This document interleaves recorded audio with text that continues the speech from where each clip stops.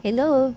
Okay, luto na naman tayo. Ang luto natin ngayon ay chicken spring roll with vegetables sa isang frying pan. Naglagay ako ng oil. Ginisa ko na yung onion and garlic. Then, sunod ko nilagay yung 400-gram chicken. Then, yung mga seasoning natin na black pepper, salt, and oyster sauce. Then, at mamix-mix natin, naluto ng konti, nilagay ko yung mga vegetable natin, tinuna ko yung carrots, sunod ko nilagay yung spring beans, then yung cabbage. Then, after natin mamix niyan, naluto, naglagay na ako ng 2 tablespoon na butter. Mix-mix lang natin, then sit aside.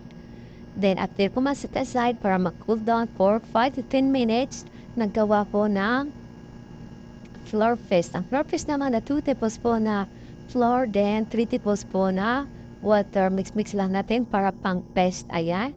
After kung nag-roll na ako, naglagay, then sunod ko ginawa, nagpainit na ako ng mantika sa isang frying pan ulit. Then nilagay ko yung spring roll natin, naglagay ko after maluto sa isang plate at tayo ng konti kasi wala akong tissue towel.